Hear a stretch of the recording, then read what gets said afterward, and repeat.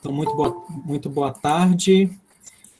Hoje estamos na quinta aula do curso de extensão, elaboração de projetos de pesquisa na área de ensino de língua espanhola, uma atividade do Colégio de Aplicação da Universidade Federal do Rio de Janeiro.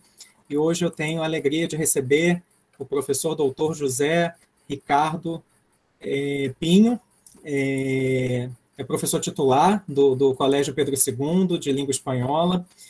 Vou fazer uma rápida apresentação para que o próprio Ricardo fique livre também para falar de si, né? Mas um querido amigo que eu acompanho, né, há um bom tempo, tivemos aí um trabalho bacana, né, pensando aí em políticas educacionais, que foi a nossa parceria no último, né, no meu primeiro e último PNLD, no PNLD 2018, que dividimos aí a coordenação adjunta. Mas o Ricardo, como eu disse, ele é professor titular de língua espanhola do Colégio Pedro II, ele atua na educação básica e também no mestrado profissional de práticas de educação básica. O Ricardo pode até comentar depois um pouco também. O Ricardo teve alguns cargos de gestão no Pedro II, foi inclusive, né, coordenador do departamento de língua espanhola, e o Ricardo possui graduação...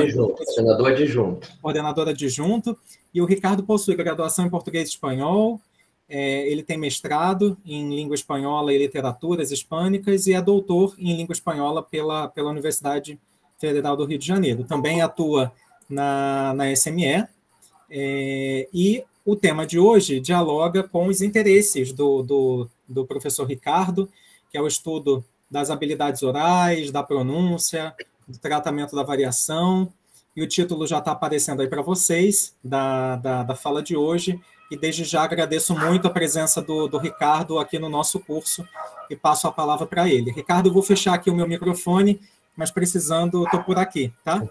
Tá ok, tá ótimo, obrigado. Bom, boa tarde mais uma vez. Eu agradeço imensamente o convite do Antônio para falar sobre um tema que muito me agrada e que é de extrema importância para a comunicação oral, mas que, de maneira geral, costuma causar muito medo no público, né? O que mais se ouve é as pessoas dizerem que não gostam de questões de fonética e fonologia, que não estudaram, que não sabem nada e por aí vai. Mas, como eu acabei de dizer, é um tema muito importante e, por isso, se torna necessário que esse tema seja efetivamente incorporado às práticas pedagógicas em que a oralidade esteja presente. Se ela não tiver, também não faz sentido, né? E por essa razão, hoje nós vamos conversar um pouquinho aqui sobre possibilidades de pesquisa em ensino de pronúncia, mas antes, eu acho que cabe a gente conhecer um pouco melhor a área, por conta dessa situação generalizada de não ser algo tão corrente quanto outras áreas, né? Então, no próximo slide, a gente vai ver o objetivo da minha apresentação, que é apresentar possíveis linhas para pesquisa na área, considerando o papel da pronúncia na comunicação oral, mas lembrando que a gente deve trabalhar pronúncia, sim, ela é um elemento extremamente importante, mas quando a gente trabalha com as habilidades orais. Se a oralidade não estiver presente na nossa prática, não se justifica o ensino de pronúncia. E nós vamos conhecer um pouquinho melhor a área aí, porque, como eu falei, realmente muita gente não tem uma noção exata do que por que se deve trabalhar pronúncia. Então, Antônio, por favor, no próximo slide, nós vemos aí que a pronúncia, gente, é o suporte da oralidade. Se não houver pronúncia, não existe oralidade, né? Não existe comunicação oral. Ela é fundamental tanto para a comunicação quanto para a expressão. E na prática, como a gente vai ver mais adiante, primeiro nós devemos trabalhar a pronúncia na compreensão e depois na expressão, para a gente conhecer e aí sim depois nós vamos produzir. No próximo slide, nós começamos vendo uma tirinha da Mônica, em que nós percebemos o seguinte: o Cebolinha, que todo mundo sabe, é um falante dislálico, né? Troca um som por outro, e ele diz: cuidado, Mônica, tem uma lata bem na sua frente. E a Mônica, sem entender nada, olha, Cebolinha, e que mal uma lata pode me fazer? Afinal de contas, uma lata vai afetar de que maneira? A lata está parada, o máximo que poderia acontecer seria a Mônica pisar na lata, mas ela vendo a lata no chão, não pisaria, não é? Mas e na terceira tirinha, no terceiro quadrinho, que a gente vê? A Mônica dá um grito, porque o que aparece é uma rata. Então, o que aconteceu aí? O Cebolinha trocou um som por outro. Essa substituição, como o som que ele substitui por outro tem valor fonológico na língua portuguesa, houve uma mudança de significado, né? foi a troca do fonema, né? E a troca de um fonema por outro pode fazer com que a palavra tenha um outro significado, se houver essa palavra na língua, e foi o que aconteceu aí. Essa troca afetou a compreensão. Então, vamos conhecer um pouquinho esse nível segmental no próximo slide, Antônio. Nós temos aí o primeiro nível, quando se fala de fonética e fonologia, o primeiro nível com o qual nós devemos nos preocupar, que são os sons individuais, ou seja, os sons que se seguem na cadeia da fala, os sons que vão se sucedendo, que acontecem sempre um depois dos outros. Esse som é chamado de fonema, vamos recapitular um pouquinho, né? O fonema é uma entidade abstrata, que não tem nenhum significado, mas ele tem a capacidade de distinguir significados. Então, substituindo um fonema por outro, pata, mata, a gente muda o significado da palavra. Eu disse que o fonema é uma entidade abstrata, mas quando ele se realiza na prática comunicativa, ele vai ser chamado de fone ou alofone, dependendo do número de realizações desse fonema. Se o fonema sempre se concretizar da mesma forma, uma única possibilidade, nós vamos chamá-lo de fone. É o exemplo que nós temos aí do fonema F do espanhol. O fonema sempre é representado entre barras, né? O fonema F possui uma realização fonética, que é o F do lado direito. Então, nesse caso, ele é chamado de fone. Agora, se o fonema puder se realizar de mais de uma forma, 2, 3 ou mais, nós vamos chamar essas possíveis realizações de alofone. E aí, nós temos o caso do B, que possui duas realizações, B e E, né? Nesse caso aqui, nós temos uma distribuição complementar. B acontece depois de pausa ou de um som nasal, E acontece depois de um som oral, mas sempre assim, cada um tem o seu contexto específico. Então, essa é uma noção bastante básica que nós devemos ter quando se fala de fonética e fonologia no nível segmental. Então, Antônio, por favor, no próximo, nós vamos identificar possíveis problemas que os alunos podem ter no nível segmental. Um deles é quando ele se depara com fonemas que não existem na sua língua materna. Por exemplo, um fonema muito específico do espanhol com relação ao português é o F, né? Então, se o brasileiro está aprendendo espanhol e opta por realizar esse fonema, porque ele também não está presente em todas as variedades do espanhol, então pode ser que o aluno não venha a utilizá-lo. Mas se ele optar por seguir essa variedade, ele vai precisar não só aprender a articular esse som, mas internalizar que ele tem um valor fonológico, que ele vai ser usado em determinados casos e que em outros casos ele vai ter de usar o C. F e C, então, vão estar distinguindo o significado. O segundo tópico é quando os sons possuem diferentes valores entre as línguas. Eu vou citar aqui o caso de re e re. Nós podemos, em português, realizar esses dois sons, só que eles são sempre elofones. São realizações fonéticas possíveis que não distinguem significado. Se eu disser que eu tenho um carro, que eu tenho um carro, que eu tenho um carro, todo mundo vai entender a mesma coisa. Nós sabemos que em espanhol não é assim. Então, o aluno vai precisar internalizar esses sons que têm valor fonológico na língua espanhola. E ainda tem a terceira situação, que são os sons que não existem na língua materna. No slide anterior, eu falei para vocês do B, que possui duas realizações alofônicas em espanhol. Aquela segunda realização, que se dá em posição intervocálica, não existe em português. E o aluno, então, vai aprender a articular, porque não existe na sua língua. Nesse caso específico, a diferença entre B e E é simplesmente que no primeiro os lábios se tocam e no segundo os lábios se aproximam, mas não se tocam, tá? Então, continuando, nós temos uma tirinha aí que eu acho muito interessante, quando a noiva no altar diz para o seu noivo, provavelmente já marido, né? Já assinaram lá tudo e estão saindo já casados, não gostei da forma como você disse aceito. A forma, não é a palavra, o som individual, é a forma como enunciou a palavra como um todo.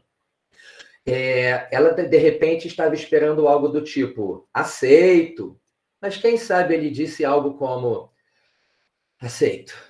Então, quer dizer, os sons, com relação ao nível segmental, foram exatamente os mesmos sons que eu já comentei no nível segmental, né? A, C, E, I, T, U. Não houve alteração. Mas vocês percebem que não é a mesma coisa de aceito e aceito. Tem uma diferença. Essa diferença também está relacionada ao nível fonético-fonológico. Só que não é segmental, mas sim, Antônio,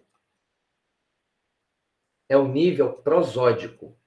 Quando a gente fala de prosódia, a gente se refere ao que atua sobre o enunciado completo, sobre o enunciado como um todo, sobre os segmentos. É por essa razão que a prosódia também é chamada de suprassegmental. Existem autores que às vezes estabelecem uma pequena diferença entre suprassegmental e prosódico, mas de maneira geral esses dois termos são usados como sinônimos. Eu, particularmente, eu preferia usar o suprassegmental, que eu acho que fica bem evidente. Segmental é o som individual, suprassegmental é o que atua sobre o segmento. Mas, de maneira geral, os pesquisadores têm preferido usar prosódia agora. E se sobre o nível segmental existem muito poucas informações, aquela situação de que muita gente não sabe, não conhece, não gosta, sobre o nível prosódico é muito mais limitado ainda. Quando se fala de prosódia, nós temos esses três aspectos, né? Entoação, acento e ritmo. Eu vou comentar muito superficialmente sobre cada um deles, mas antes vou mencionar os parâmetros acústicos que estão aí abaixo, que são a F0, também chamada de frequência fundamental, a intensidade e a duração. Esses parâmetros combinados individualmente, dois atuando conjuntamente, mas um sendo mais importante, são eles que vão determinar a entoação, o acento e o ritmo de cada língua.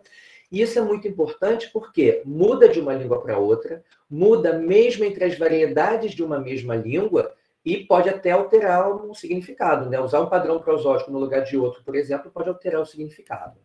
Bom, a F0, ou frequência fundamental, tem a ver com a vibração das pregas vocais por unidade de tempo. Ela vai determinar se um som é mais grave ou mais agudo. A intensidade tem a ver com o volume, se o som é mais alto ou mais baixo, e a duração é o tempo mesmo, né? Quanto tempo durou. Só que em termos de fonética e fonologia, a gente usa como unidade de medida o milissegundo. Porque se vocês, por exemplo, eu pedir para vocês falarem uma fala aí, em 3 segundos vocês vão ver que vão produzir muitos sons. Então, se a gente fosse usar o segundo, ia ser 0, muita coisa. Por isso é melhor usar o milissegundo mesmo. Agora vamos falar então sobre os elementos do nível prosódico.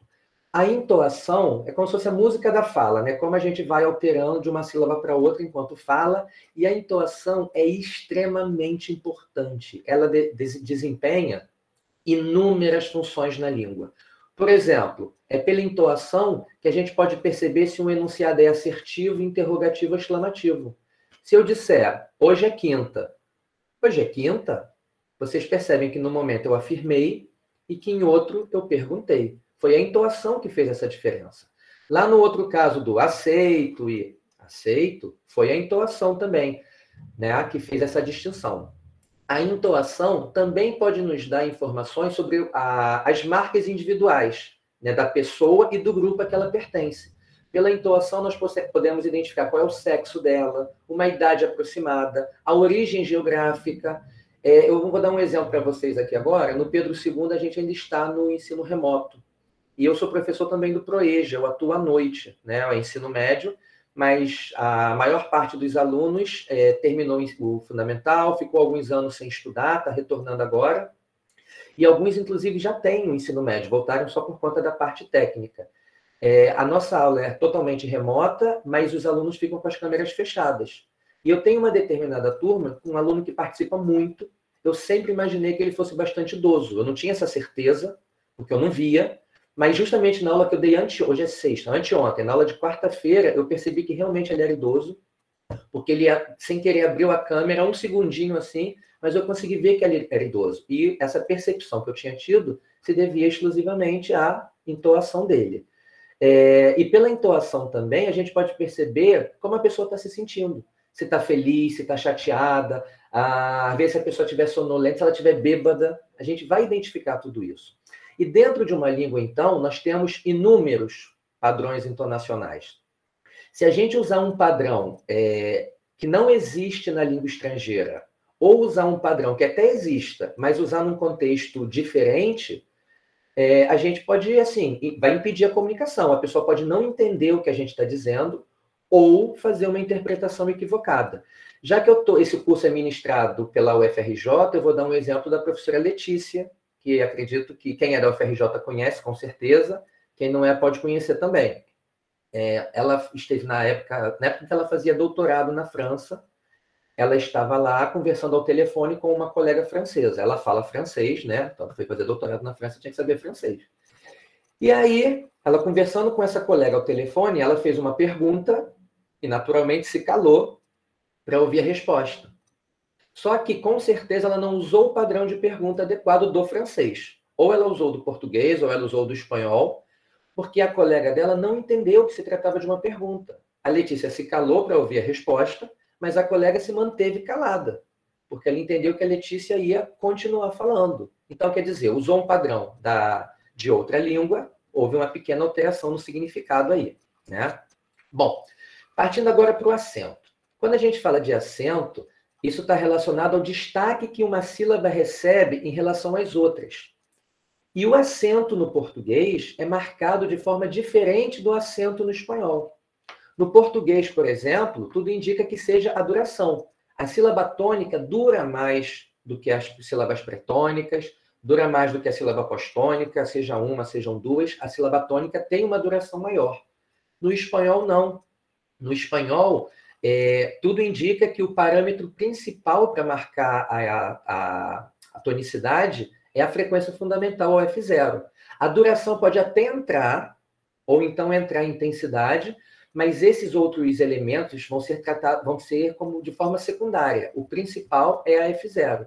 E aí, se no português a gente tem a sílaba tônica durando mais do que as outras sílabas, em espanhol não. Em espanhol, a última sílaba costuma ter uma duração maior do que a tônica.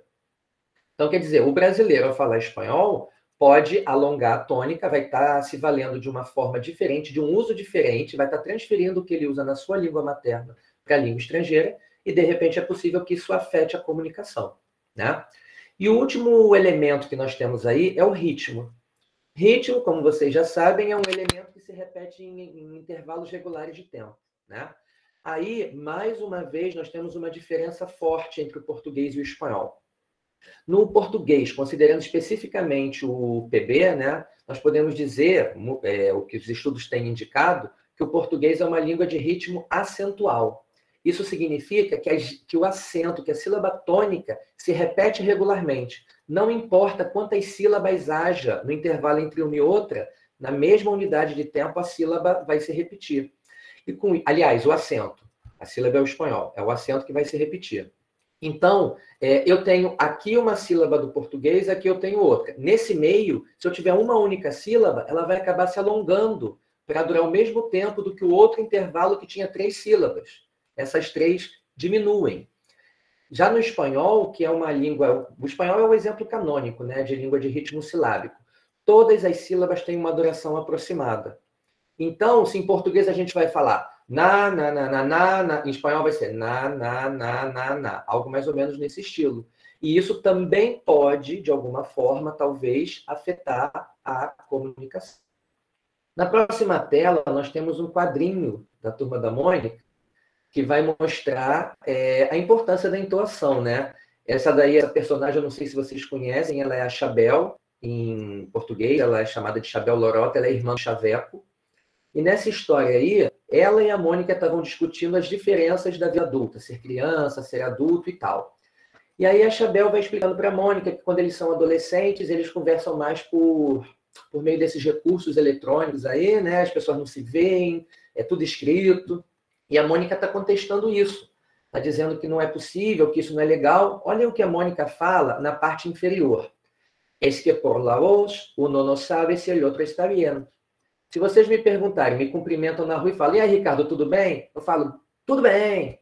Agora, se eu falo, tudo bem, vocês vão perceber que no segundo caso eu realmente não estou bem, né? Então, a gente vê que a entoação é extremamente importante, realmente, para a comunicação oral. Agora, no próximo quadrinho, estou com tanto quadrinho aí que já estou misturando as ideias. No próximo slide, nós temos uma visão bem geral também sobre a importância ou ausência de importância que foi dada à pronúncia ao longo do tempo. No começo, a gente vê a exclusão total. Por quê? Isso está se fazendo referência ao método gramática-tradução, né? nessa época, o foco estava na leitura. A visão que se tinha de língua na época é que ela serviria para representar uma forma de contribuir para o desenvolvimento da cultura geral do aluno, né? Para desenvolver o raciocínio neles. Então, eram exercícios escritos voltados para traduzir a língua. E, se realmente o foco era leitura, não havia por que se trabalhar a oralidade. Porém, houve uma época aí, mais ou menos na transição do século XIX para o século XX, que houve uma necessidade muito forte da oralidade das línguas. As trocas comerciais foram intensificadas, os meios de transporte também sofreram um grande desenvolvimento, vieram as guerras, né? E com isso, falar, se valer da língua oral para se comunicar, isso se tornou uma necessidade urgente. E aí, o problema dessa época é que o foco, nesse momento, foi a pronúncia nativa. Os estudos, o ensino de pronúncia na época, buscava que você passasse a pronunciar a língua como se fosse um falante nativo. E aí tem os problemas, né? Você não conseguia atingir essa perfeição na pronúncia. As aulas acabaram se tornando muito cansativas, chatas, repetitivas, e se percebeu que os objetivos não estavam sendo alcançados. As pessoas não estavam, pelo menos a maioria, parecendo um nativo ao falar aquela língua. Mesmo porque isso não há necessidade, né? Não há necessidade de a gente parecer um nativo. Algumas pessoas, individualmente, podem até ter o desejo, mas, de maneira geral, não é uma necessidade.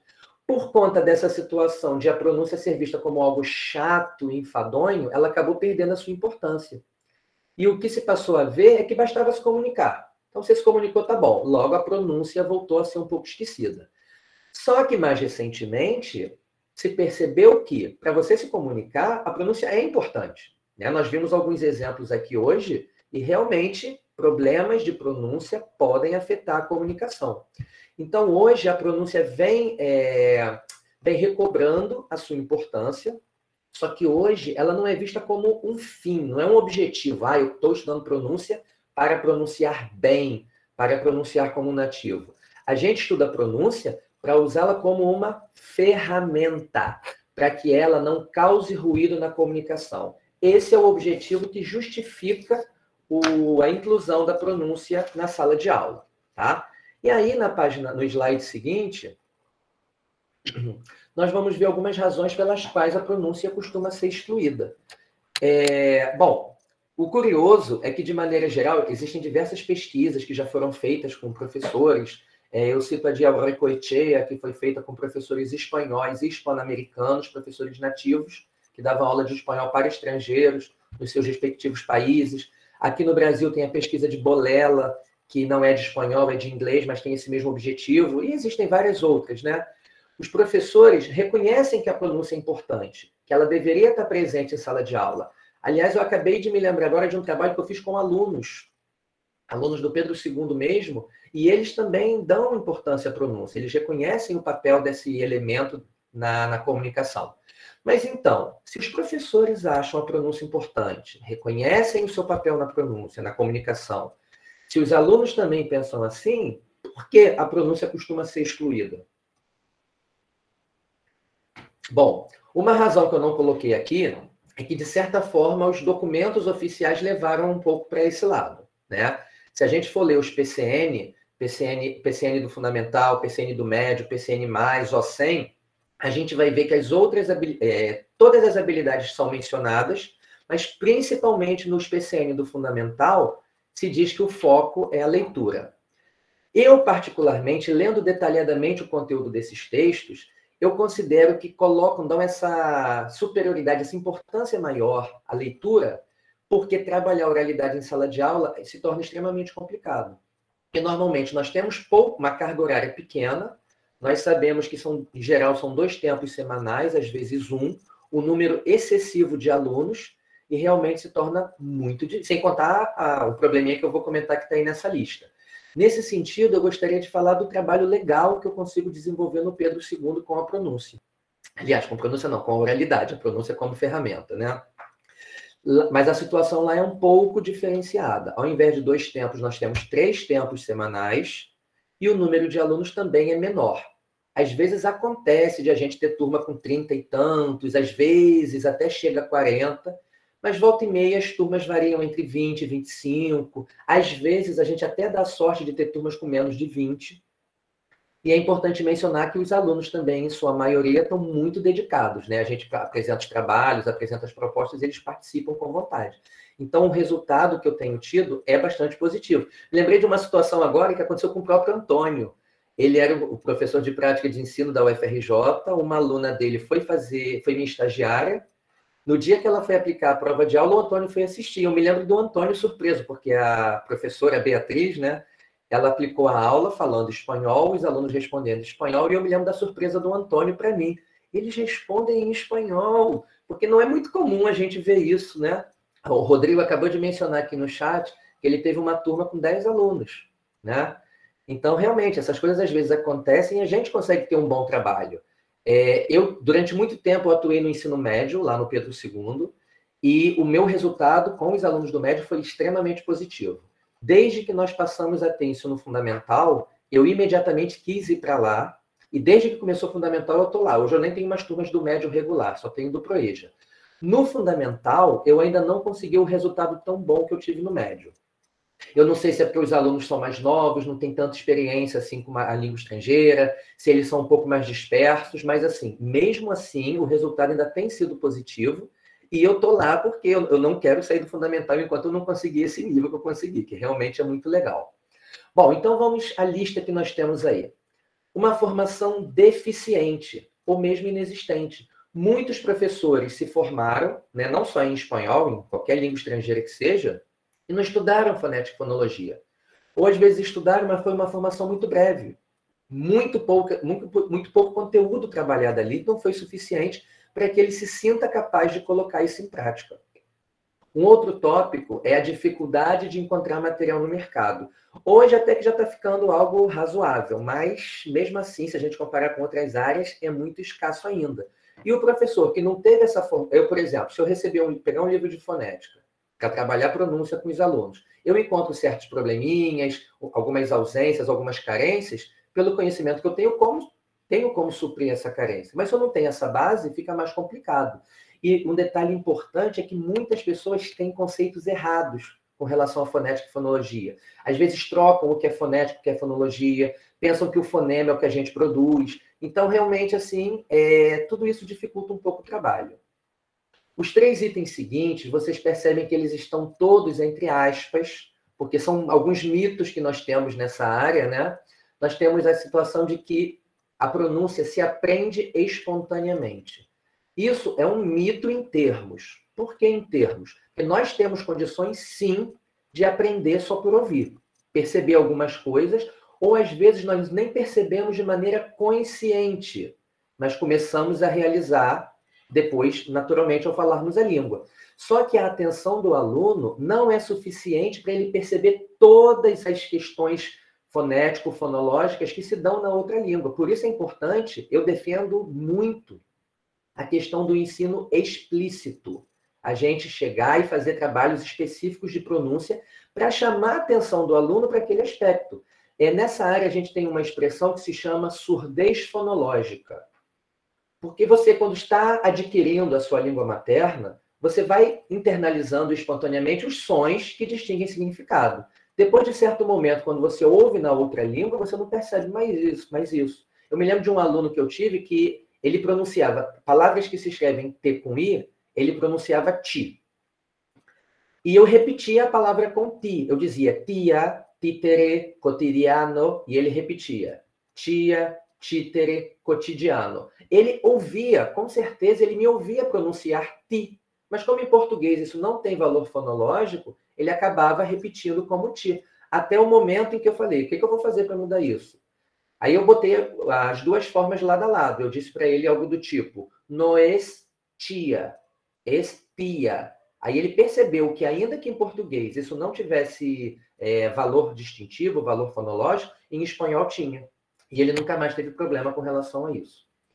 Outro item é dizer que a pronúncia não é importante. É extremamente importante, né? A gente viu aí que pode causar ruído na comunicação, pode impedir a comunicação, pode levar a uma comunicação equivocada, sem contar que a pessoa pode ser vista meio que com descrédito, que não está dando importância para aquela língua.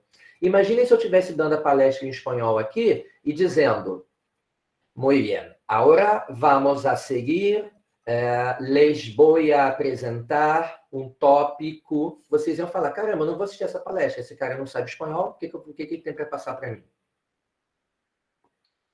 Existem alguns trabalhos feitos nos Estados Unidos e viram que falantes de espanhol, falantes de língua materna espanhola, que falavam inglês com traços da sua língua materna, eram meio que mal vistos lá no meio acadêmico, no meio laboral também. Então, além de você ter problemas comunicativos, você pode até ser mal visto. E esse último item, né, de que é chato, é cansativo, não é. Mesmo porque, se a pronúncia vai ser vista como uma ferramenta, a gente não precisa ter aulas e aulas e aulas de pronúncia que durem o tempo todo, que durem 2 horas. Não, a gente pode falar, tem uma aula, nós podemos ficar um tempo sem ter uma aula específica de pronúncia. E nessa aula em que nós trabalhamos pronúncia, não precisa ser a aula toda, uns 15 minutinhos. Tem como fazer uma atividade ali que vai desenvolvendo o aluno, vai chamando a atenção, ele vai percebendo. Existem vários estudos também que comprovam que você trabalhou determinado som com os alunos. Quando você foi gravar esses alunos posteriormente, depois de algum tempo, para ver se eles mantiveram se eles retiveram aquela informação, você percebe que outros sons que não foram trabalhados já foram bem desenvolvidos por eles. Por quê? Porque eles já estavam mais atentos para essa questão. Eles já estavam mais atentos ao ouvir. E após ouvir, já poderiam produzir. E no final, um etc., porque essa lista aí realmente é bastante longa, bastante extensa. Próximo tópico, por favor. Nós temos aí a formação docente. Bom, pessoal, quando nós estivermos formando um professor de espanhol ou de qualquer outra língua, ele precisa discutir questões de pronúncia pelo menos em 2 momentos. Quando estudar a disciplina de fonética e fonologia, em que ele vai aprender a parte teórica, os conceitos específicos da área, e também na prática de ensino, onde ele vai aprender como trabalhar, como aplicar. Eu, falando de mim agora, quando eu estudei na UFRJ, na primeira metade dos anos 90, muitos aqui nem eram nascidos ainda, né? Eu tive uma boa disciplina de fonética e fonologia. Eu aprendi vários conceitos ali que foram muito importantes para mim. Agora, na minha prática de ensino, não se falou absolutamente nada de pronúncia. E eu comecei a estudar pronúncia assim a fundo, eu acho que aproximadamente uns 4 anos, por aí assim. Então, de lá para cá, que eu venho desenvolvendo esse meu conhecimento sobre aplicação didática de aspectos de pronúncia, porque eu não tinha. Deixa eu ver o que a Ana escreveu aqui. Isso, exatamente. Você deu sorte, Ana, porque, em geral, as pessoas não aprendem nada. Eu me lembro de uma aluna que eu tive num curso de pós-graduação. Ela me disse que, na graduação, ela tinha tido uma aula de fonética e fonologia do espanhol. O professor de determinada disciplina tirou um dia para falar de fonética e fonologia. Então, assim, na disciplina de fonética e fonologia, nós vamos aprender o conteúdo, né? Vamos saber reconhecer as questões de pronúncia, e na prática de ensino nós vamos ver como inserir esse conhecimento que nós temos na nossa prática de aula. Agora, é muito importante saber que nós estudamos fonética e fonologia, mas a aula que nós vamos ministrar não será de fonética e fonologia. Na educação básica, ou mesmo em cursos livres, as nossas aulas serão de pronúncia. Então, nós vamos nos basear naquele conhecimento que nós temos, porque muitos desses conhecimentos são pro professor. O aluno não precisa saber classificar um som bilabial, oclusivo, saber o que é uma neutralização, ele não precisa disso. Nós temos que dar orientações. Levanta a língua, abre a boca, não deixa os lábios se tocarem. Certo? Dando continuidade, como vocês estão... O Antônio pediu que eu indicasse um texto para vocês lerem. Esse texto foi o último texto meu publicado. E eu acho que ele casou bastante com o tema da apresentação. Ele foi publicado, acho que em setembro, algo assim. Eu não vou me deter muito nele, mas já que vocês vão ler, eu gostaria de comentar alguns aspectos que estão mencionados nele, né? Esse texto parte da visão atual, está se relacionando à grande importância que a pronúncia desempenha na comunicação oral, e vai comentar de maneira assim, um pouco mais detalhada do que eu estou fazendo aqui, a formação do professor para aspectos de pronúncia, tanto nas aulas de fonética e fonologia, quanto nas aulas de prática de ensino.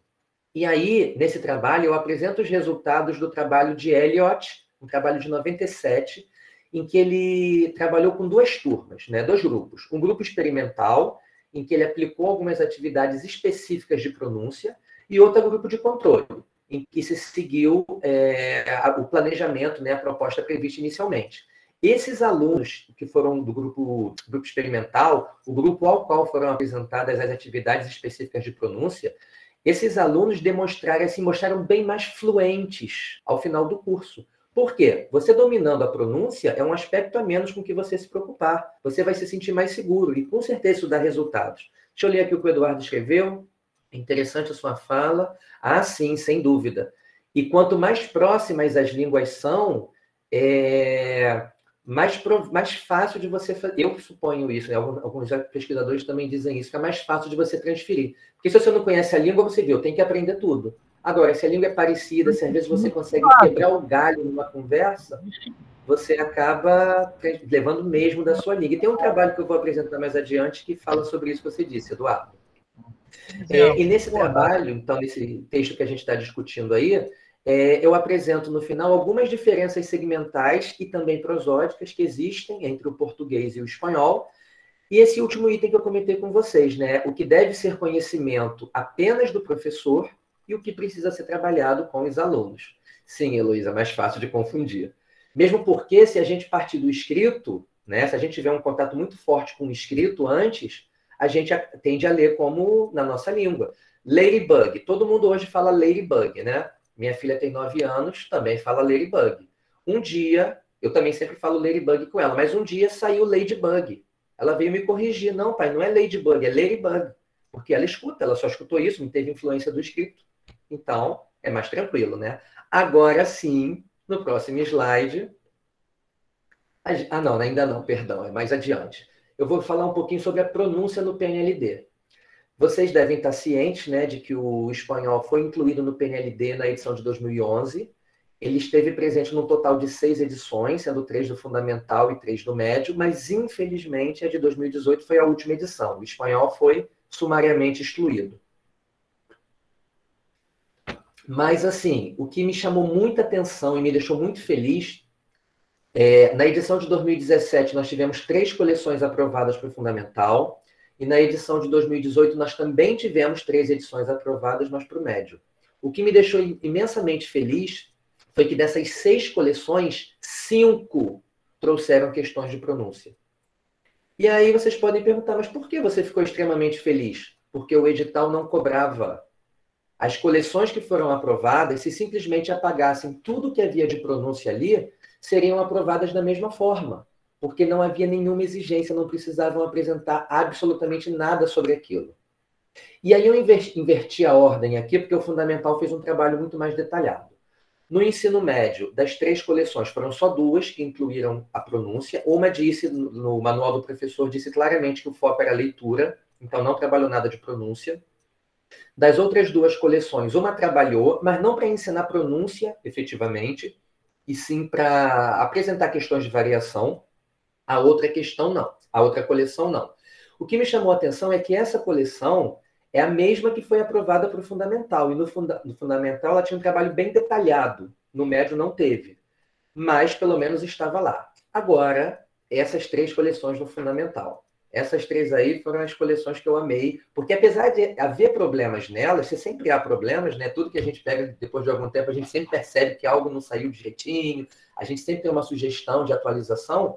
As 3 coleções trouxeram a pronúncia de maneira regular. Uma das coleções incluía alguns boxes apenas fazendo comentários. Claro que para um trabalho efetivo faltava alguma coisa, né? A prática que talvez o professor pudesse incluir, pudesse desenvolver ali, mas a pronúncia estava ali. O aluno estaria exposto a informações relativas à pronúncia.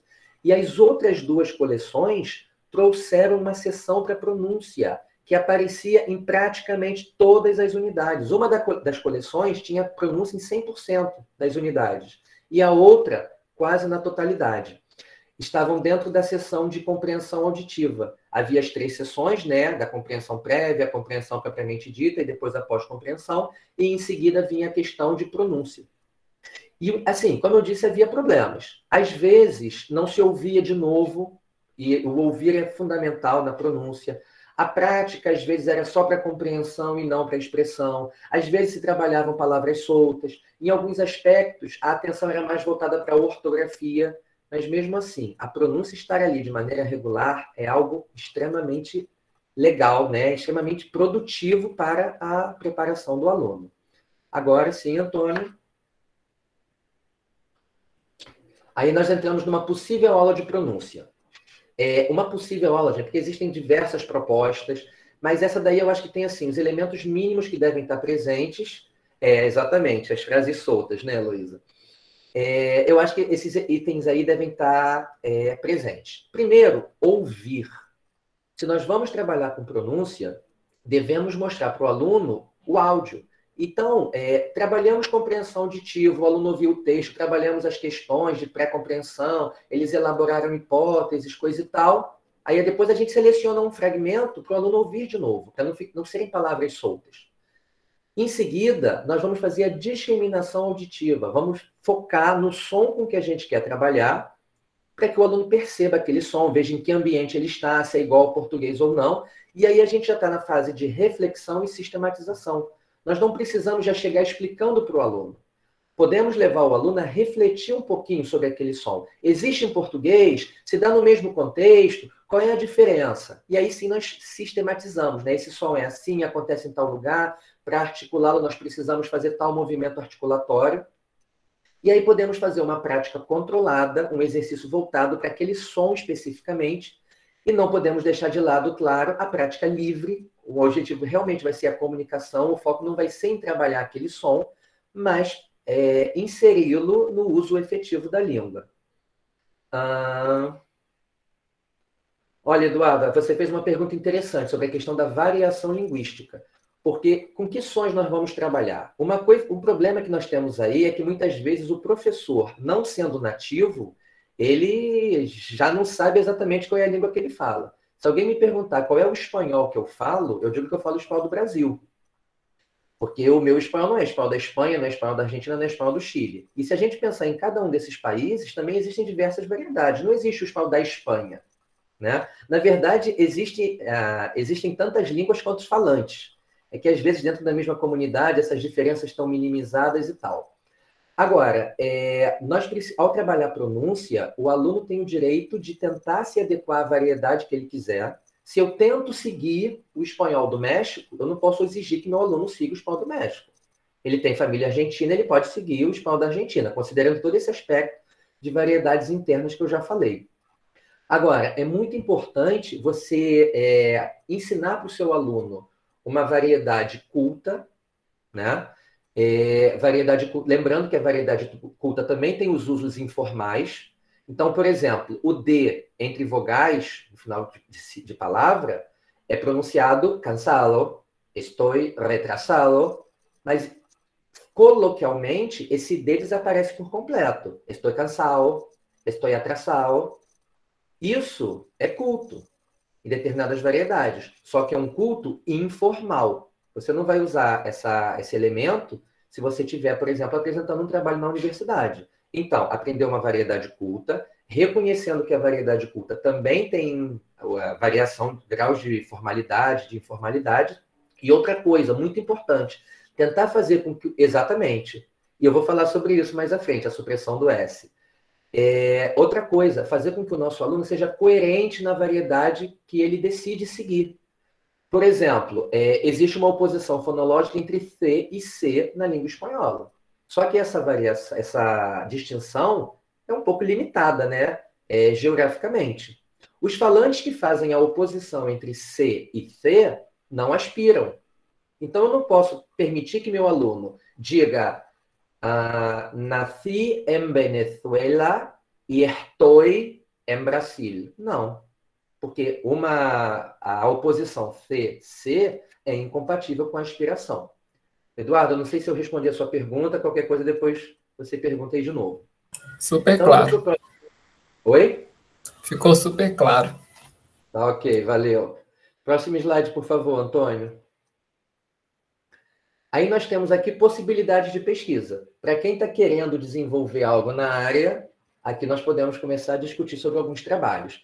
Eu selecionei 3 tópicos, né? Claro que deve haver outros, né? Foi o que eu imaginei na hora de preparar essa tarefa, esse trabalho. Primeiro, eu pensei em trabalhos descritivos, porque para ensinar a pronúncia do espanhol, nós precisamos conhecer a pronúncia do espanhol de diversas variedades. Não podemos conhecer uma e ensinar aquela, essa aqui é bonita, perfeita, é essa. Não. E aí, nós precisamos desses trabalhos descritivos para nós conhecermos o sistema linguístico da língua espanhola, né? Diversas variedades. No segundo tópico, eu apresento trabalhos de confirmação de influências ou de comprovação de dificuldades. Nós vamos ver que realmente o brasileiro transfere algo do português para o espanhol ou identificar com que sons ele tem dificuldade, porque não é todo som que vai causar dificuldade. Por exemplo, o brasileiro, ao aprender espanhol, não tem nenhuma dificuldade com F, nenhuma. E, por fim, trabalhos com propostas de sequências didáticas. Né? Eu percebi que os alunos, de maneira geral, têm dificuldade para pronunciar o som tal, para realizar a distinção, ou eles têm dificuldade com o padrão intonacional de pergunta total, eles usam o padrão de, sei lá, qualquer coisa. E aí nós vamos elaborar um material para trabalhar especificamente aquele aspecto. E aí eu trouxe alguns trabalhos que já foram realizados para vocês terem ideia de como eles foram levados a cabo. No primeiro tópico, Antônio, nós temos alguns trabalhos descritivos. Esse primeiro trabalho foi realizado em 2016 pela Daiane, foi minha aluna. Esse foi um trabalho de graduação. É o que a Heloísa colocou aqui no chat, né, da supressão do S. A realização do fonema C, final de sílaba, em 2 variedades do espanhol falado na Argentina. Ela trabalhou com o espanhol falado em Buenos Aires e em Córdoba. Nós elaboramos um corpus lido, foi de graduação, não sei se eu dei essa informação aqui, foi monografia de graduação. Nós elaboramos um corpus lido com algumas frases, em que o fonema S, o fonema C, representado na escrita pela letra S, ocorria em 3 ambientes fonéticos. Antes de consoante, antes de nasal e antes de pausa, antes de silêncio, como se estivesse no final da frase. Pedíamos a uma determinada quantidade de falantes dessas variedades, tanto de Córdoba quanto de Buenos Aires, tanto os homens, tanto as mulheres. Nós gravamos e depois fomos analisar percentualmente, né, para ver o que predominava. E houve diferenças entre Buenos Aires e Córdoba, e ainda que em menor intensidade, houve uma pequena diferença também entre homens e mulheres. Esse segundo trabalho, do Rodrigo, também fui eu que orientei.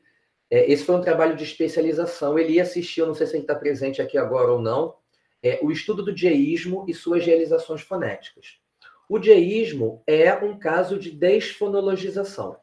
É quando 2 fonemas perdem a sua capacidade distintiva em qualquer contexto, né? Não é a mesma coisa que a neutralização. Na neutralização, os fonemas também perdem essa capacidade distintiva, só que em determinados contextos. É o caso no espanhol do fonema re e do fonema re.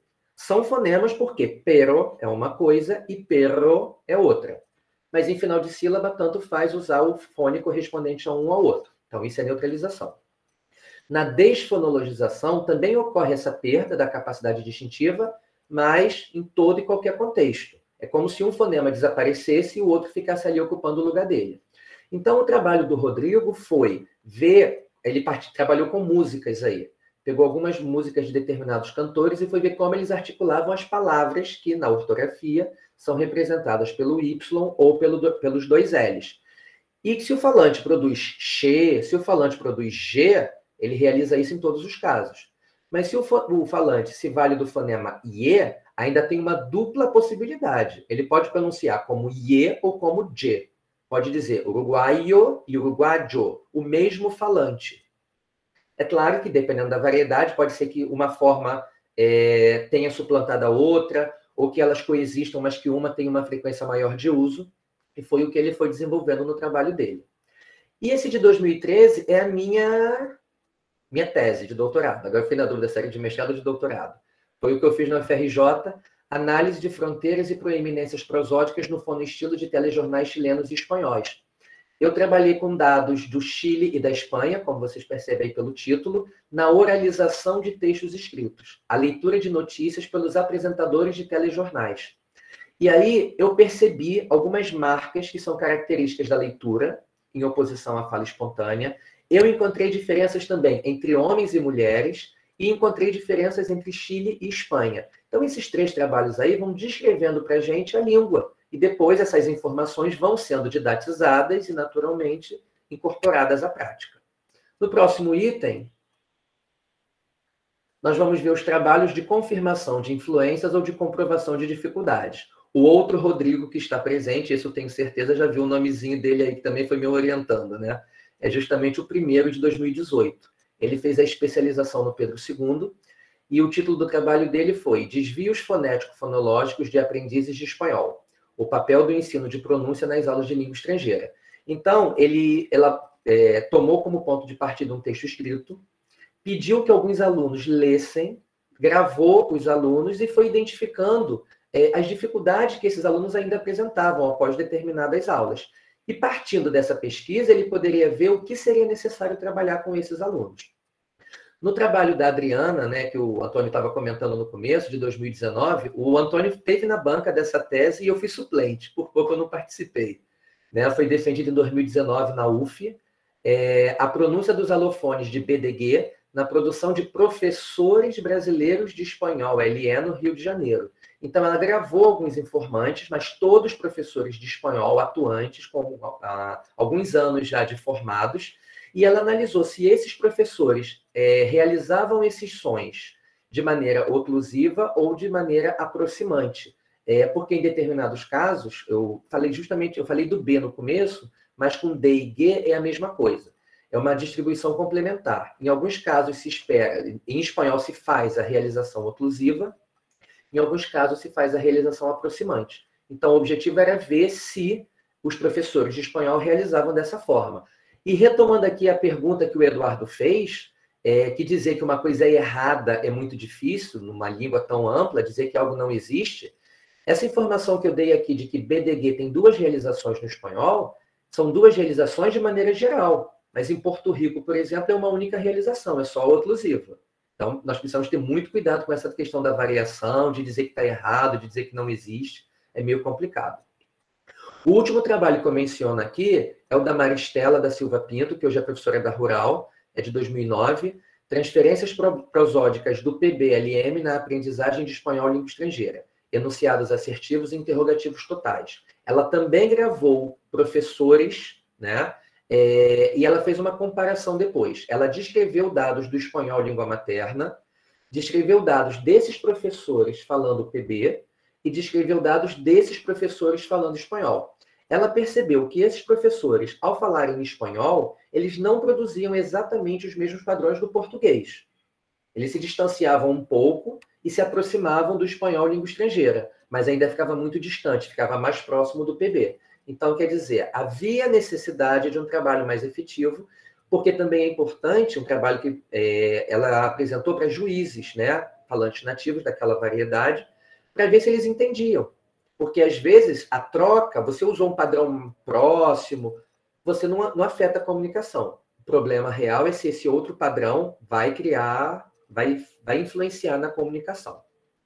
O último grupo de trabalhos tem a ver com propostas de sequências didáticas. Esse trabalho que eu cito para vocês, da Daniela Irakawa, de 2007, é da USP e é de francês, porque eu não conheço nenhum trabalho aqui feito ainda com sequências didáticas para o espanhol. Não estou dizendo que não existam, tá, gente? Eu não conheço.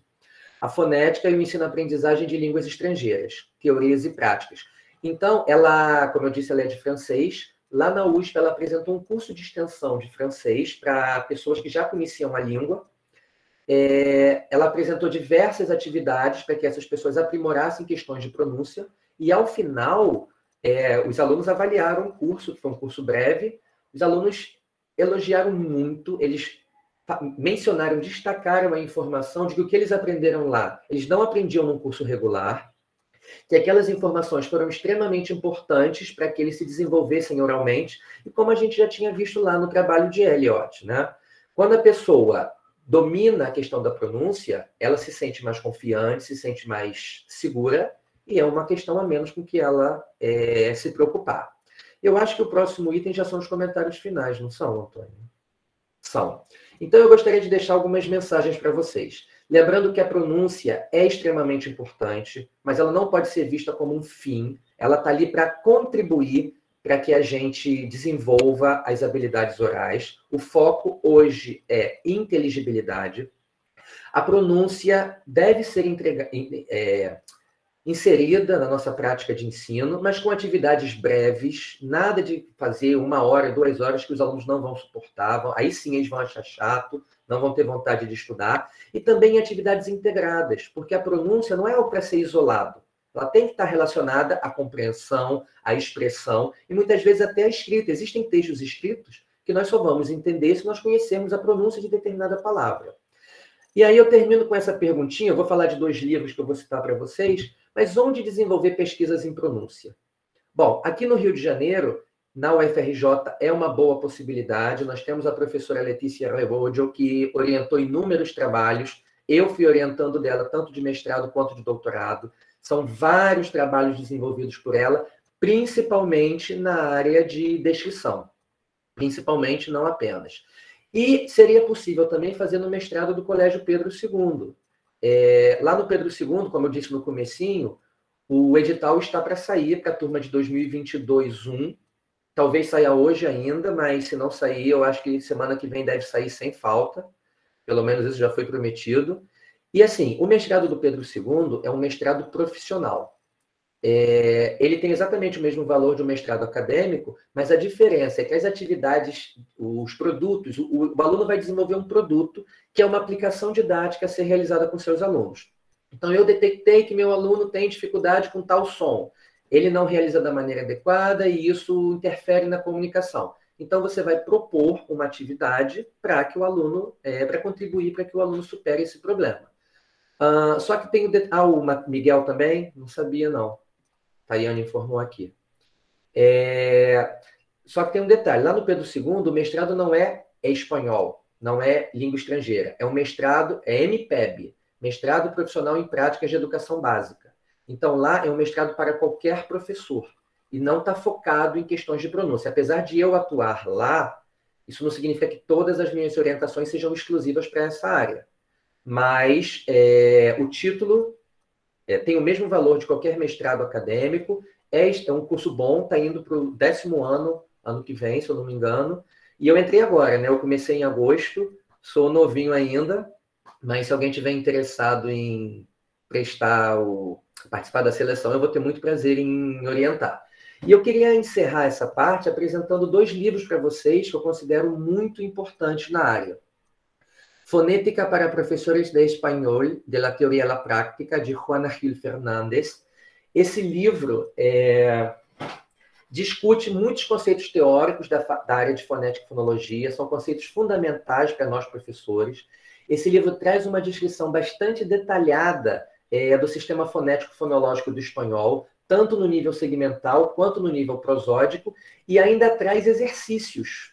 Acento, entoação, ritmo, nível segmental, são exercícios muito interessantes.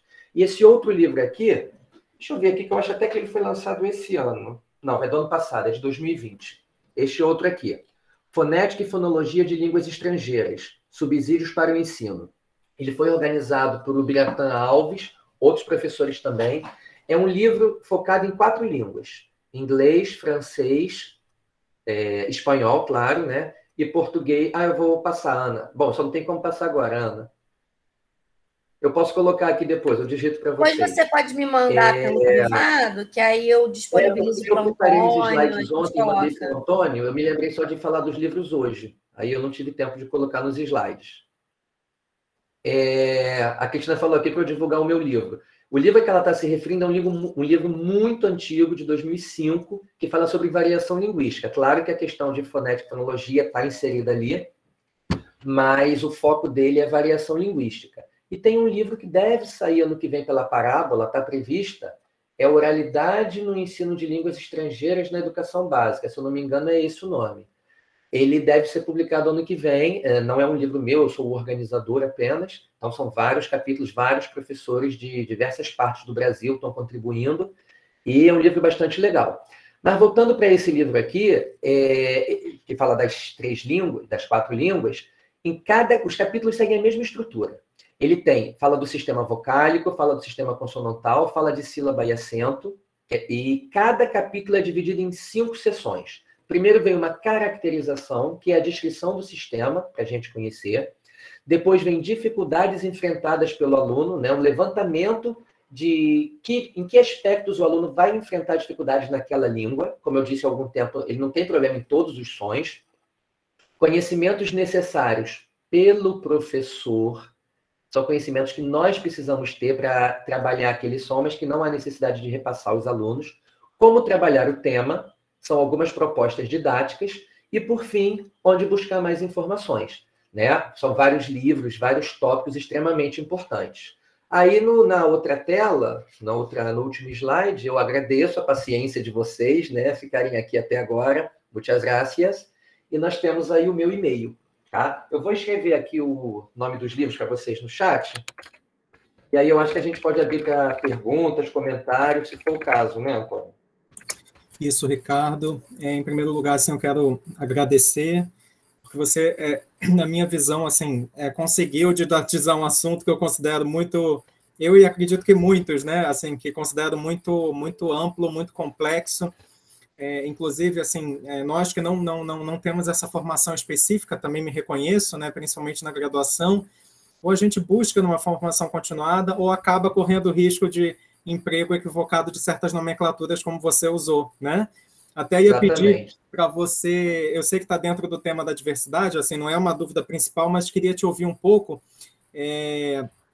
daqui a pouquinho, né, no espaço aí das perguntas e questões, assim, também, se você puder falar de variedade, variante, que entra nesse bloco aí de nomenclaturas que eu acho que o professor costuma colocar ali em uso de modo equivocado, mas, assim, te parabenizar muito, né, porque isso eu acho que reforça aqui também para os participantes, como a gente vai construindo uma identidade de trabalho, de pesquisa, aos poucos, isso não é automático, né, e como também a gente precisa, mesmo com essa área que a gente tem aí mais afinidade, a gente precisa sempre estar atualizado nas pesquisas que vão sendo desenvolvidas, e pela sua fala, assim, você mostrou isso, eu acho que, assim, inclusive, desconstruindo algumas imagens que tem do professor que é especialista em fonética, fonologia ou em pronúncia, que acha que é um professor que sempre quer a pronúncia correta, quer sempre a compreensão perfeita, e você mostrou isso, né? O entendimento da pronúncia como uma ferramenta, e não como um fim. Então, é muito interessante, né, a gente ter falas e reflexões nesse sentido, e muito obrigado também por ter detalhado assim, de uma forma tão clara todos esses conceitos que eu fui aqui anotando, né, de entoação, acento, ritmo, F0, FO, muito, né? Superficialmente. Não, sim, mas assim, já por conta do tempo, mas eu acho que a proposta aqui também é deixar o convite à provocação, né?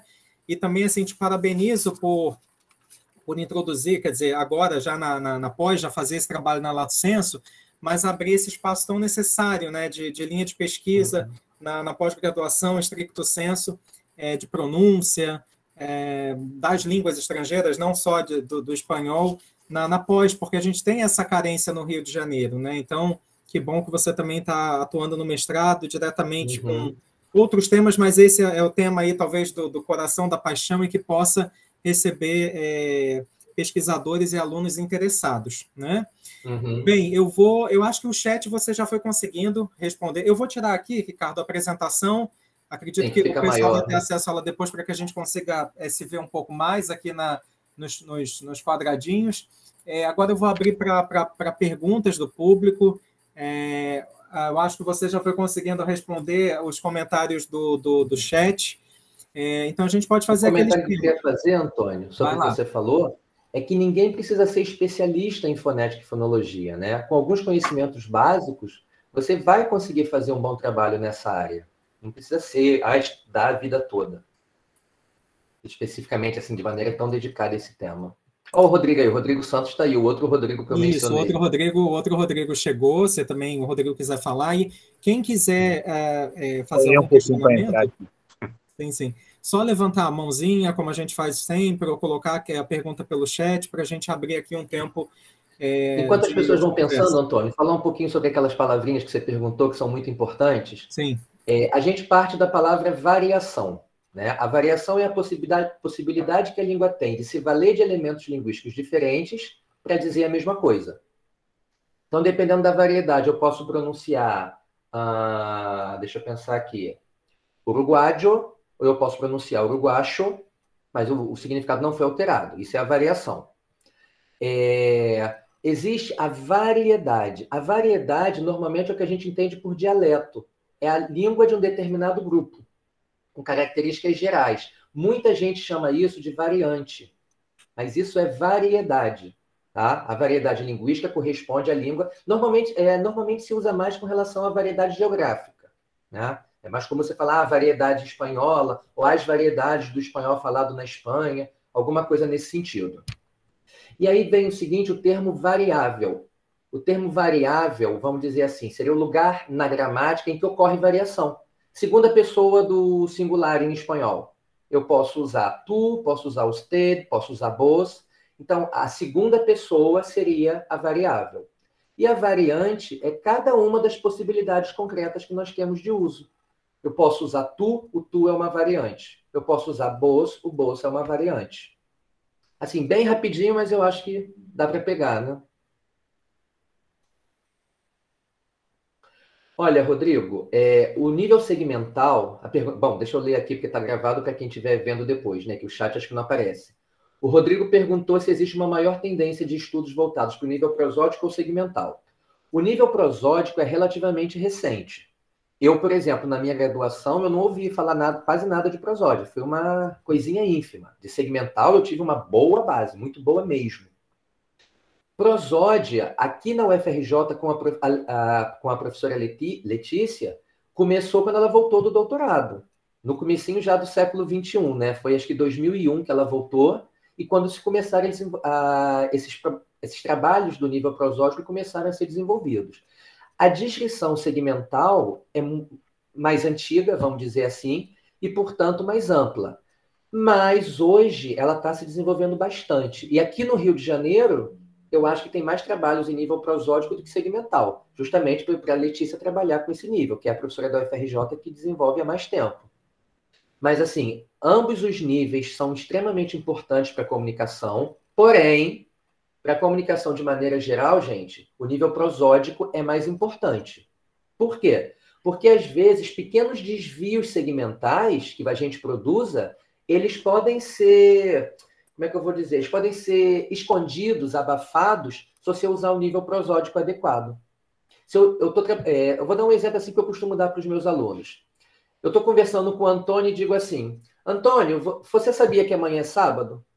Você percebeu algum problema na minha fala, Antônio, em nível segmental? Eu não falei você, eu falei você. Eu ensurdeci esse som. Só que pelo contexto, ficou claro. Depois, se vocês tiverem paciência, podem assistir ao vídeo gravado e verificar que eu realmente falei você no primeiro momento. Mas esse desvio não apresentou problema. Então, o prosódico, de maneira geral, se torna mais relevante para a comunicação.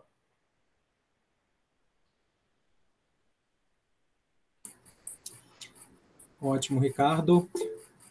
Obrigado pela pergunta também do Rodrigo. Questionamentos, dúvidas. Já anotei aqui a sua explicação muito rápida também da variedade variante. Achei que você foi também pontual. Obrigado. Questões? Rafaela e Maria Fernanda. Oi, é uma pergunta, na verdade, sobre o Pedro II. É uma curiosidade que eu tenho, que, como você sabe, eu fiz a especialização lá, e eu lembro que, na época, estava sendo discutido um mestrado, a criação de um mestrado voltado para línguas estrangeiras.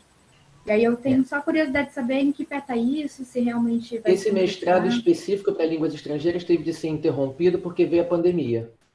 E aí, infelizmente, não dava para dar continuidade, porque acho que a CAPES até interrompeu a avaliação também. Aí temos de ver se ele vai ser retomado quando tudo voltar ao normal. Entendi, porque eu achei a proposta bem interessante na época. Era bem interessante, sim. E também queria, assim, parabenizar por introduzir esse tema lá, porque eu lembro que nessa especialização que eu fiz, por exemplo, que é maravilhosa, eu super recomendo, amo, mas não passamos por essa parte de fonética e fonologia. Então, é algo que eu acho que poderia acrescentar bastante na formação. Na primeira turma de especialização do Pedro II, eu atuei. Mas por uma questão de horário, eu saí na segunda turma. E o Rodrigo Inácio entrou na segunda turma extremamente feliz, porque ele havia visto a disciplina, só que ela já não existiria mais. Mas aí eu ainda falei, não, o aluno quer trabalhar na área, eu vou orientar de forma alguma. Mesmo estando de fora, então, a orientação aconteceu. E a Ana, que está aqui, vai ser nossa nova professora, né, Ana? Ela vai entrar na próxima turma. Maria Fernanda queria falar também, né? Não, também era sobre o Pedro II, eu também fui uma da especialização, acho que da segunda turma, né? Eu não só perguntar se haveria ou há a ideia de um doutorado, ainda que profissional. Existe Olha, isso? o doutorado, se existir, vai ser profissional, porque vai dar continuidade ao mestrado. Sim. E ideia, sim, existe, mas é mais para frente, porque está tudo parado agora, realmente é a mesma situação. E para você propor o doutorado, o mestrado tem que ter nível 5, parece, em todas as áreas. Nós estamos com 5 em algumas e com 4 em outras. Então, a necessidade de esperar tudo 5 para pensar nessa possibilidade. Tá certo, obrigada. Obrigada aí pela aula também. Nada. É sempre um prazer falar sobre esse tema. Temos aqui muitos egressos, né, da pós do Pedro II, isso é muito bom, né? Sim. Porque também, né, os alunos acabam repassando, né, como multiplicando o que viram no curso, né, e isso é muito bacana. Questões para o Ricardo, eu tenho aqui também uma provocação, mas vou deixar aqui para a turma, quem quiser falar pelo chat, só comunicando que eu já coloquei, né, o link da lista de presença para vocês não se esquecerem de assinar. Então, Ricardo, eu acho que assim, enquanto a gente espera um pouquinho mais, né, e também eu acho que é um tema assim, como você falou, né, temos uma carência e a gente precisa processar essas informações todas, né? Então, eu acho que o pessoal está processando também, né, hoje aqui, mais uma possibilidade de pesquisa. Você lembrou, né, de um episódio que eu fiquei muito surpreso quando eu fui lá no Pedro II, em relação àquela cena, todo mundo, os alunos respondendo em espanhol, assim, algo que a gente não observa em todas as outras realidades escolares, até porque a gente sabe que Pedro II e outras escolas federais também têm um contexto diferenciado de trabalho, né, de divisão das turmas, mas também tem uma característica muito do adolescente, que é a timidez, né? Então, quando a gente pensa naqueles mitos que você trouxe da pronúncia espontânea, é chato, difícil, mas também eu acho que, não sei se você tem essa experiência ou relato de prática, de alunos que também meio que se opõem a trabalhar, né? Quer dizer, ou talvez dificultam o trabalho, relatos de dificuldade de trabalhar pronúncia em turmas que são muito tímidas, né? Então, assim, como trabalhar a pronúncia como ferramenta, e a gente, eu acho que viveu isso no remoto, né? Assim, no remoto a gente não tinha muito essa participação, a gente não conseguia fazer uma aula muito comunicativa porque os alunos não se expressavam. Então, como também motivar o trabalho com a pronúncia em turmas mistas, mas mistas no sentido identitário também, né? De alguns que se colocam mais, se você tem algum relato nessa direção. Essa situação que você destacou é muito comum, porque se nós vamos produzir sons diferentes, nós vamos fazer diferentes movimentos articulatórios. Então, quando eu digo não toco os lábios, aí todo mundo, professor, o que é isso? Está com o ovo na boca? Imaginem fazer, vamos lá, gente, tá cuspindo, não sei o quê, não gosto disso. É comum, porque a pessoa pode ter vergonha, pode se sentir ridícula fazendo isso. Eu me lembro quando eu estava na graduação, na aula de Linguística 2, que era fonética e fonologia, quando a professora pedia que nós articulássemos certos sons, eu me lembro de um colega que falou uma vez, professora, fecha a porta para ninguém ver a gente aqui dentro. Mas assim, como é que eu vou tentando levar essa situação? Eu exagero na minha fala, falo que é assim mesmo, mas, gente, sem vergonha. Aí quando eu tenho que fazer o C para mostrar para eles, eu exagero. Gente, não é para fazer C, que nem palhaço mesmo, meio bobão. Não é C, não tem que botar a língua lá fora, é um pouquinho. Aí eu vou fazendo piadas e eles acabam, de maneira geral, eles vão fazendo. Assim, às vezes eu chego mais perto do que está mais tímido, eu falo, fala só para mim então, só eu que vou ouvir. Bota a mão na cara para ninguém ver. E com isso eles vão fazendo, vão se soltando. E assim, no Pedro II, eu tive pouquíssimos problemas de alunos tímidos. Sabe? Mas aí, quando acontece, eu vou levando dessa maneira, faço uma piada, eu mesmo faço, olha a minha cara de ridículo, tá vendo? Então, se eu fiz, vocês podem. E a gente vai fazendo, de maneira geral, sem maiores problemas. Os alunos do sexto ano, né, Ricardo, Antônio, os colegas, eu vejo assim, eu tenho uma turma de sexto lá, uma de sétimo e de terceiro ano. Gente, a do sexto ano eu tenho que falar, calma, gente, um de cada vez, assim, eles se jogam mesmo, mas são crianças de 10 anos, né? A gente tem aluno de 10 anos lá no sexto ano, então eu acho que eles são, nossa, eles se jogam na aula, sabe? Eles querem fazer, querem... A gente trabalha com os trava-línguas, né, no material de sexto ano. É muito e aí eles gostam. E já os de terceiro ano, eu já sinto que eles ficam mais, né, travados na aula online, não querem, tem vergonha. Não, gente, vamos lá. Aí vem um, aí vem outro, aí lê um, lê outro. Mas as turmas de sexto ano são maravilhosas. É verdade. Ótimo. Eu acho que os alunos do fundamental acabam comprando mais esse jogo, né? Assim, da aula de língua estrangeira. Mas assim, a Ana falando dos trava-línguas, assim, me levou também a um outro imaginário, eu acho que circula e dialoga com os mitos que o Ricardo trouxe, é porque também assim a escola, de uma certa forma, no decorrer do tempo, foi mostrando um pouco esse medo, né? Assim, de uma aula de pronúncia, o medo de você se expor, de você errar, por conta muito desse imaginário também da existência, né, de uma pronúncia correta. Então, a fala do Ricardo nos leva assim, à necessidade de desconstrução de muitos desses mitos para que a gente possa trabalhar a pronúncia, né? Elton levantou a mão, fique à vontade. Boa tarde. Peraí, boa tarde. Eu não vou me acostumar a esse novo normal, né? Mas, enfim, eu estou aqui ouvindo a aula há tempo, né? E parei o carro aqui agora para poder prestar atenção nas considerações dos colegas. Primeiramente, professor José Ricardo, muito obrigado pela fala, pela contribuição, obrigado, professor Antônio, os colegas também pelas contribuições. Mas, assim, eu estava pensando em algo que já venho pensando há um certo tempo, e acabou que o senhor, o professor José Ricardo, falou algo também relativo a isso, a questão da pronúncia, e o Antônio também emendou esse assunto, né? Essa questão da timidez, né? Eu lembro que quando eu comecei a estudar a língua espanhola no curso regular, né? Tinha 19 anos por aí, faz um tempo, a professora, ela falava o tempo inteiro em língua espanhola em sala e instigava a gente a falar, né? Uma vez eu falei para ela, professora, não vou falar, que eu vou falar tudo errado, não sei o quê. Ela falou assim, se tu hablas equivocadamente, eu vou corrigirlo. Então, já comecei, né, a falar, só que de lá para cá, né, eu trabalho hoje com língua portuguesa, né, há mais tempo, e eu fico observando uma coisa que acontece a nível, né, Brasil, não só escolas públicas, como também escolas particulares, né, talvez algumas escolas particulares isso não aconteça, mas assim, eu fico me perguntando por que nós, né, nas escolas, temos uma carga horária de língua estrangeira, seja ela inglês ou espanhol, muito grande, né, e muitos alunos saem da escola para procurar um CNA da vida, um Wizard, né, para poder se aperfeiçoar na língua. Eu fico pensando, uma vez estudando para a prova da SEDUC, né, do Estado, quando eu fiz as provas, eu lembro que eu vi algo, não sei agora o certo, mas acho que a LDB falava que o professor de língua estrangeira ele é obrigado a ministrar a língua estrangeira em língua nativa, né? Ou seja, o professor de inglês não pode dar aula de inglês em inglês, o professor de espanhol não pode dar aula de espanhol em espanhol.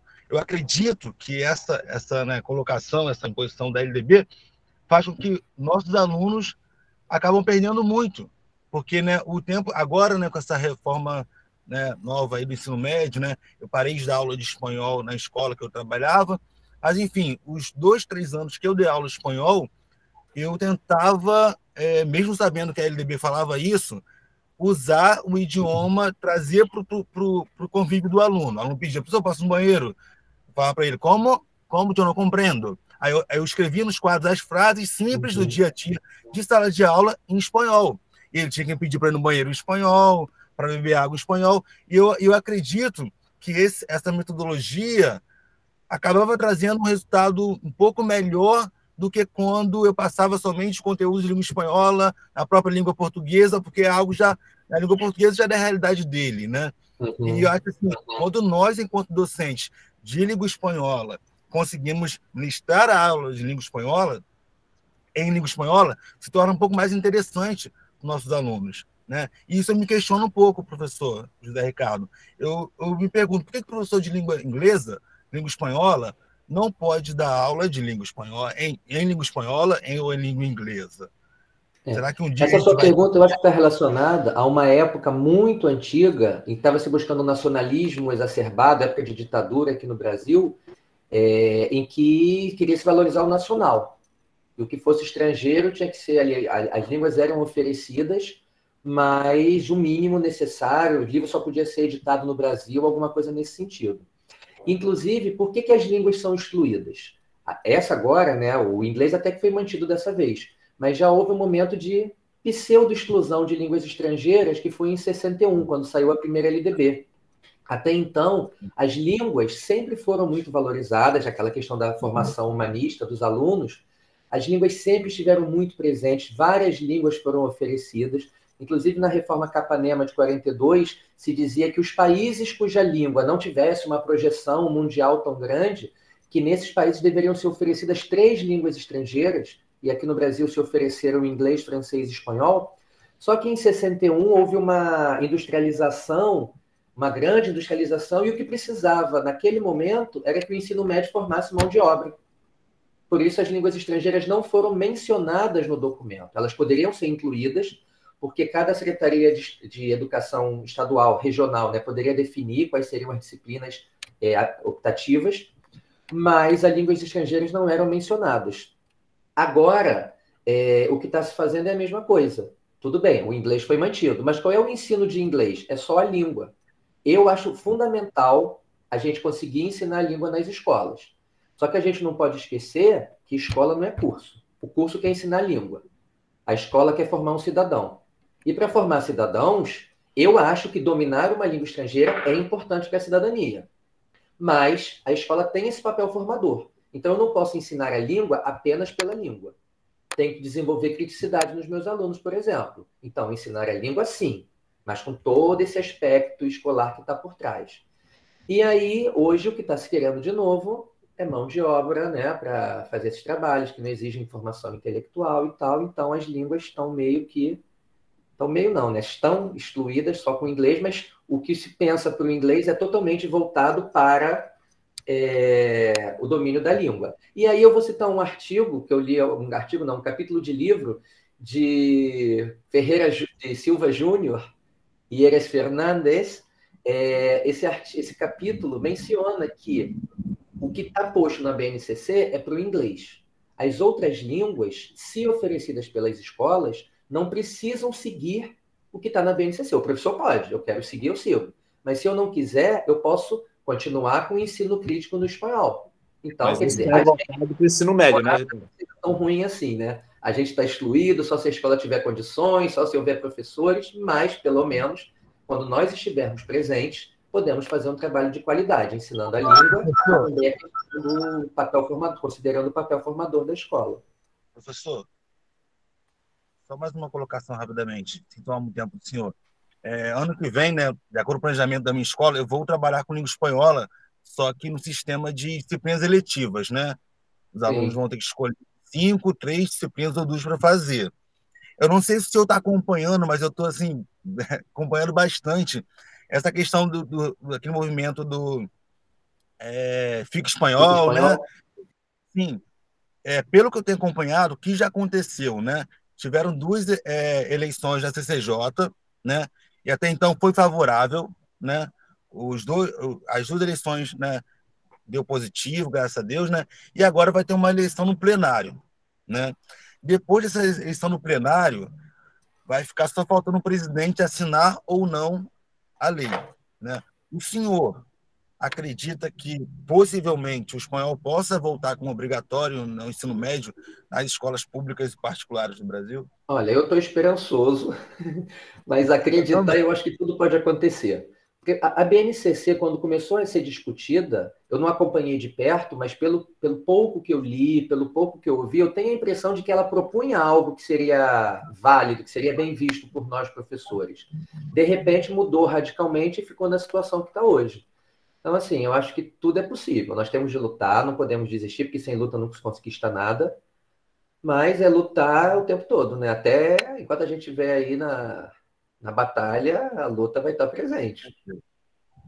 Professor, obrigado. Valeu. Obrigado, Elton, pelos comentários. Depois, estou com o livro aqui do professor Ricardo. Eu acho que esse foi o livro citado pela Cristina. Vou aproximar foi aqui, esse, sim. Dos fenômenos, né, dialetais. Depois eu coloco lá a referência para a turma, né? Uhum. Lá no Classroom, e também quando Ana puder postar, ou o Ricardo tiver um tempo, compartilho lá também essas outras referências, porque aí são fontes, né, para quem vai buscar o Ricardo já como orientador, e também quem quer mergulhar aí nessa área de pesquisa. E aí, né? quando vocês se encontrarem comigo, eu posso oferecer um livrinho desses de presente. Sim, olha, já ficou um bom convite. Um bom convite lá para ir no Pedro II, conhecer o mestrado também, né? Bem, pessoal, mas estamos já chegando no tempo, não vejo aqui todas as assinaturas ainda do formulário, a Ana também mostrou. Não esqueçam de assinar o formulário, e vamos aqui agora, últimas perguntas. Aproveitando o Ricardo, Rafaela dizendo que o livro ajudou na monografia. Consultou, né, Rafaela? Que bom. Então, o Rodrigo Santos está com o microfone aberto, não sei se quer fazer algum comentário ou pergunta.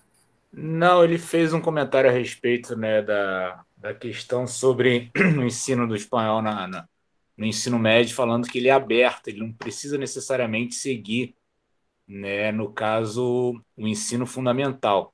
Eu cheguei até um tempo atrás a comentar com ele que eu tive um debate muito grande com a coordenadora, onde ela exigia e dizia que a LDB, não, a nova BNCC, dizia que era obrigado a língua espanhola a seguir, né, a língua inglesa, onde ela batia esse tema, batia o pé. Eu até cheguei a perguntar a ele um tempo atrás, que mencionava que podia, né, seguir, né, não necessariamente tinha que ser, né. E aí, quando ele comentou, eu lembrei disso e ia perguntar ele de novo se isso teve alguma mudança, né, o documento já está valendo para fundamental a respeito disso, porque, tipo assim, eu trabalho na escola do fundamental e uma do médio, e do médio é normal, porque lá a escola que eu trabalho, o espanhol é obrigatório, né? Não tem língua inglesa, professora de língua inglesa, então o espanhol é obrigatório. E no município são as duas línguas independentes de uma de cada uma. Só que todo o material voltado ele tem que ser seguido principalmente pelo inglês. Mas a gente, pelo menos nesse aspecto, a gente ainda está bem. O espanhol pode propor um trabalho bem sério ainda. Sim, é o que tem acontecido, né, Ricardo e Rodrigo, né, assim, é isso que o professor José Ricardo falou, né, assim, não tem nada no texto legal que diz, que padroniza o espanhol a ser ensinado da mesma forma que a língua inglesa, por isso essa autonomia, essa liberdade.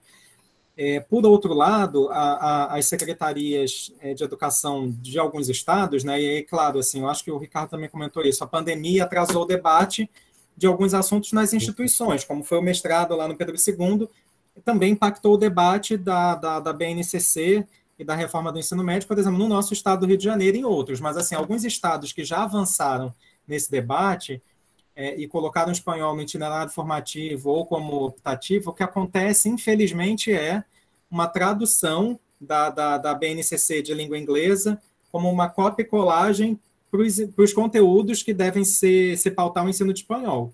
Assim, há alguns estados que fizeram isso e é um grande retrocesso para o ensino da língua espanhola. Não há margem, não há brecha, não há ali possibilidade do professor fazer algo diferente, até porque depois ele tem que preencher um diário que coloca aquelas letras todas, aqueles códigos todos. Mas não seria o caso, assim, isso não é uma imposição nacional, né? Porque é isso, o espanhol não está lá. Né? E aí isso acaba afetando outras políticas, como a política do Enem. Vocês viram o que está sendo discutido, né, assim, do novo modelo possível desse exame, e com isso a possível exclusão do idioma. Né? Mas vamos torcer para que no próximo ano a gente tenha quer dizer, né, em 2022 a gente consiga, já estou pensando que vai mudar no próximo ano, já estou querendo tanto que chegue esse governo mais democrático, o desejo, para que a gente possa revogar todos esses documentos aí, muitos, né? A gente está falando aqui de BNCC, mas tem a BNC de formação de professores e muitas coisas aí. Acho que chegou aqui um comentário da Cristina, não sei se a Cristina quer falar, ligar o microfone. Oi. Não, é porque eu estou acompanhando isso, né, que inclusive é a minha pesquisa, e, se não me engano, a professora Castellano Rodrigues, ela chegou a fazer, entre aspas, logicamente, né, eu botei esse nome porque nem tem um nome, né, a BNCC do espanhol para o estado de São Paulo. Sim. Eu lembro que ela teve que correr, inclusive, para fazer isso, ela e mais alguns professores, e acabou que o estado ainda não implementou. Mas existe, assim como ela fez, em outros estados, professores que estão desenvolvendo as diretrizes, né, mas não necessariamente seguindo o que o inglês propõe, né, cada um adaptando a sua realidade, né, a realidade da língua e a realidade local.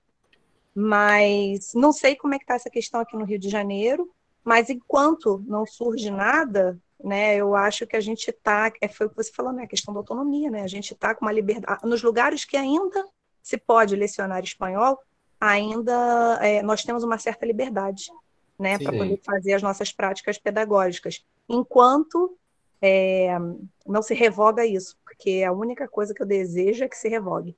E vou aproveitar e falar uma coisa assim, interessante que está acontecendo, porque tem um movimento, Fica Espanhol, e tem um movimento também agora, que eu não estou lembrando muito do nome, mas acho que é Moveplu, um movimento plurilingüe, que são os demais professores de línguas estrangeiras, excetuando, logicamente, o espanhol e o inglês, que estão lutando não pelo Fica Espanhol, não que eles não legitimem a nossa luta, inclusive nas reuniões que eu participei, eles dizem que estão aprendendo muito com o movimento Fica Espanhol, mas que eles gostariam de ser incluídos nessa luta, e não por uma obrigatoriedade de 2 línguas apenas, mas por esse movimento plurilingüe, onde as necessidades locais possam ser atendidas. E eu acho que é um movimento, e eu acho que é um tipo de pensamento que a gente tem que levar, né, e tem que considerar, porque lutar pelo espanhol sempre, nós somos de espanhol, né, a grande maioria aqui, mas a gente não pode esquecer que lutando pelo espanhol, a gente está fazendo a mesma coisa que fizeram conosco em relação ao inglês, né? A gente não está lutando por um ensino plurilingüe, a gente está lutando apenas para a colocação do nosso e do outro, que são as línguas hegemônicas. É só uma observação, eu tenho pensado bastante nisso. Muito importante, né? Realmente. Lá no Pedro II nós temos o francês também. E todos os alunos do Pedro II, do fundamental, dos anos finais, sem exceção, estudam hoje, né? Estudam 2 línguas. Todos fazem inglês, e aí metade também faz espanhol, metade também faz francês. No médio é que, como está nessa transição, a gente não sabe como vai ficar. Mas no momento, antes da mudança, todos fazem uma única língua, mas ou é inglês, ou é francês, ou é espanhol. E lá não tem mudança de língua. Eu comecei no fundamental fazendo inglês e espanhol, eu não vou mudar para francês no meio do caminho. No médio eu comecei com francês, eu vou com francês até o final. Então, tem a questão da continuidade, também é muito importante. Né? Isso mesmo. Na FAETEC também, né? No ensino médio, eles escolhem uma língua e vão os 3 anos. Não mudam agora também, os 2 só, né? Segundo e terceiro, saímos do primeiro, né? Fomos excluídos do primeiro ano com esse ensino médio novo. E eu acho que na FAETEC, né, Maria, a gente ainda conseguiu alguma coisa muito importante que em vários lugares não estão conseguindo. A gente conseguiu, pela obrigatoriedade da língua inglesa, a gente conseguiu, através de uma luta muito grande, muita mobilização. Montamos um grupo muito atuante, né, Cristina? Pois é. E aí o inglês ficou no primeiro ano, e a partir do segundo ano a gente manteve a nomenclatura língua estrangeira por diversas razões, até porque se a gente colocasse língua adicional, alguma outra coisa assim, seria um complicador naquele momento. E aí os alunos puderam optar. Em algumas escolas a gente tem francês, né? Mas o engraçado é que eu tive alunos me perguntando, professor, o legal não seria só essas 3, a gente poderia escolher italiano, e se a gente quisesse estudar mandarim, sabe? Eles também estão ligados nisso. Mas, enfim, aí isso é um papo, né, também para a gente uma outra hora. Muito bom o debate aqui. Cristina trouxe complementando o que eu tinha falado dos currículos locais, né? E aí depois eu vou postar para vocês uma live que a Rodrigues, né, Castellano, ela, a Neide Gonçalves e a Andréia, da SME do Rio, participaram as 3 na BH, né, na nossa associação de pesquisa, né, dos hispanistas. Eu vou postar lá o link para vocês dessa live que a que é a Castellano, né, a Rodrigues, comenta da elaboração desse documento, e aí os entraves, depois que o documento estava pronto, a retirada da disciplina. Então, acontece isso. O Ricardo também comentou, né, assim, das versões da BNCC, e primeira e segundas versões eram muito positivas para a área de espanhol, mas aí toca nisso que a Cristina colocou, de uma certa forma, exclusão, não um ensino plurilingüe, né? Uma outra coisa que também saiu hoje, eu vou compartilhar lá no nosso Classroom também, é um manifesto, um posicionamento da BH sobre a retirada, a exclusão do espanhol do novo Enem, porque é bom a gente acompanhar, né, esses manifestos das associações científicas, porque às vezes esses textos nos ajudam nas nossas instituições, públicas ou privadas, a mostrar para os gestores o que está acontecendo em termos de debate, né, nas associações científicas. Então, até amanhã eu atualizo o Classroom e indico também essas lives. Ok? Bem, Ricardo, muito obrigado pela presença.